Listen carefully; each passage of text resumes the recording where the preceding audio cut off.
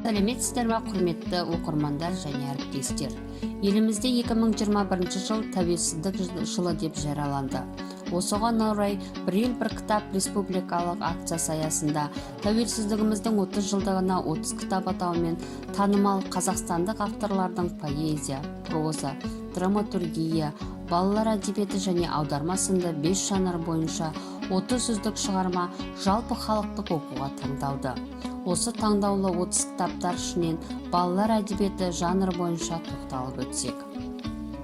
19 ғасырдың екінші жартысында өмір сүрген қазақ халқының ұлы ағартушы демократы, педагог жазушысы Ыбырай Алтынсариннің «Өнер білім бар жұртта» кітабында өлеңдері мен әңгімелері, оқу ағарту мәселесіне арналған жазбалары және хаттары берілген.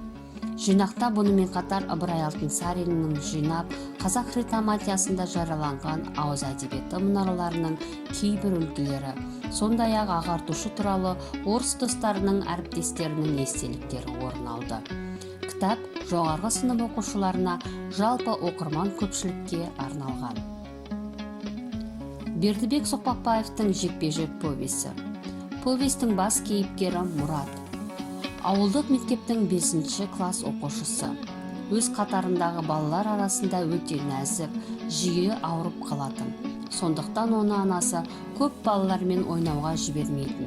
Дене шынықтыру, спортпен айналысуға рұқсат бермейтін. Оның үстіне бокс үйретуге құштарлық білдірген мұғалімі қабылдамай тастайды. Мұрат намыстанып өз бетімен боксқа дайындала бастайды. Мұрат алға қойған мақсатына бірден жетпейді. Оның алдынан талай қиындықтар, кедергілер кездеседі. Бірақ жігері талабының, еңбексүйгіштігінің арқасында ол 16 жасында бокстан әлем чемпионы атанады. Повесте Мұраттың образы өте танымды, шебер суреттелген. Марат Қабанбаевтың «Жиһангез Тити» әңгімесі бойынша айта кетсек, заман келбеті, өмір тіршілігі, жалпы барлық жасөспірімдердің психологиясына жақ-жақты назар аударып, олардың азамат ретінде көзқарасына ерекше көңіл бөледі. Бұл шығармалардың барлығы да балалар өмірінен алынып жазылған. 1982 жылы басылып шыққан «Жиһангез Тити» әңгімесі кіші жастағы балаларға арналған ерекше туынды. Марат Қабанбаевтың қай шығармасы болмасын, тілі көркем, өзіндік мәнері бар керемет туындылар. Бір ел бір кітап акциясына аясында оқылуға тиіс кітаптардың бірі Толымбек Әбдірайымовтың «Алабұға аулаған күн» әңгімесі. Жазушының балаларға арналған әңгімелері оймақтай, балалардың жанын керемет түсінеді. Жазушының әр туындысы оқырманын имандылыққа, адамгершілікке, патриоттыққа, өнегелдікке тәрбиелейді. Жас өркен жас дүниесіне әсер етерлік әңгімелердің оқиғасы қызықты. Балаға тән іс-әрекеттерімен оқырманды баурайтынына сенімдіміз. Бұл жинағында ертегілер мен мысалдардың айтар тоғылымы мол. Кітапқа өсіп келе жатқан жас ұрпақтың жан дүниесіне әсер етерлік әңгімелер, ертегілер, мысалдар енгізілген.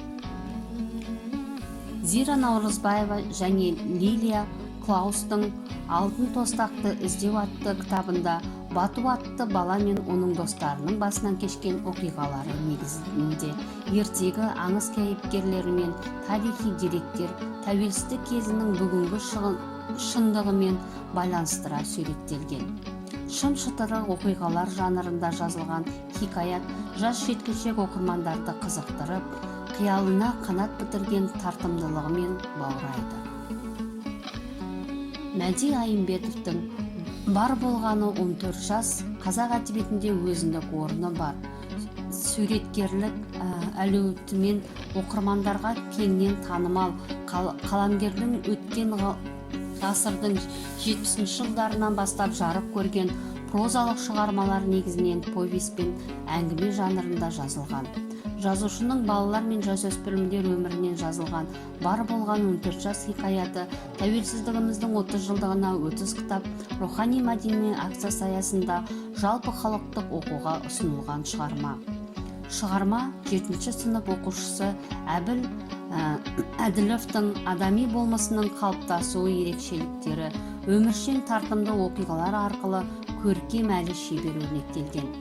Әбілдің даңқ мүйісіні ашумен белсене қатысуы, соғыс зардабы, Тұрал Молдабаевтың іздестіруі, атасына деген сүйіспеншілігі, қарындасына деген қамқорлығы, кездесуінде бүршік жарған ең алғашқы махаббат сезімі қарапайым тілмен өте нанымды суреттелген.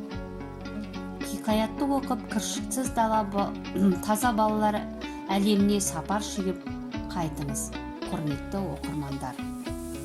Назарларыңызға рахмет.